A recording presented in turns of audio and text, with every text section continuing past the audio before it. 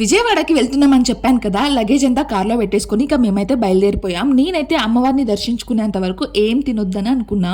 మాకైతే 3 hours పడుతుంది ఇక్కడ నుంచి జర్నీ. ఇక్కడ మా వాళ్ళతో అందరితో హాయ్ చెప్పిస్తున్నా. నేనైతే ఫుల్ పడుకున్న ఈ జర్నీ మొత్తం. విజయవాడ వచ్చాక మాత్రమే లేసా. టెంపుల్ కూడా రీచ్ అయిపోయినాం. ఇక్కడైతే పైకి వెళ్తుంటే వ్యూ అయితే మస్తుంది. టెంపుల్ లోకి అయితే ఫోన్ అలో లేదు కాబట్టి నేను వీడియోస్ ఏం తీసుకోలేదు. నుంచి అయితే వ్యూ అయితే చాలా బాగా కనిపిస్తుంది. నా దగ్గర ఫోన్ లేక నేను ఎలాంటి వీడియోస్ అయితే ఏం తీసుకోలేదు. మా దర్శనం అయితే చాలా ప్రశాంతంగా అయింది. నా అమ్మవారి ముఖం చూసాకైతే నా మనసు అయితే నిండిపోయింది. చాలా ప్రశాంతంగా అనిపించింది. దర్శనం అయితే చాలా బాగా జరిగింది. అసలు నాకు ఆకలే వేయలేదు ఇంతసేపు ఉన్నా కూడా. మేమందరం అయితే ఇక్కడ నుంచి బయలుదేరిపోతున్నాం. ఇక్కడ నుంచి మేము ఎక్కడికి వెళ్తున్నాం అంటే మోపిదేవి టెంపుల్ కి వెళ్తున్నాం. అక్కడ సుబ్రహ్మణ్య స్వామి ఉంటారు. ఇంకా తినడం కోసమని ఎక్కడైనా ఆగుదామని చెప్పేసి ఆగినాం. మా పిన్ని తెచ్చిన పులిహోర అయితే తింటున్నాం ఇక్కడ ఒక ప్లేస్ లో ఆగి. మార్నింగ్ నుంచి అయితే ఏం తినలేదు. అమ్మవారిని దర్శించుకునేంత వరకు తినొద్దని చెప్పేసి. అయినా నాకు అస్సలు ఆకలి కాలేదు. అందరం తినేసి ఇప్పుడు సుబ్రహ్మణ్య స్వామి టెంపుల్ కి అయితే వెళ్తున్నాం. నైట్ అక్కడే పడుకుంటాం. మార్నింగ్ అయితే దర్శనం అవుతుంది మాది.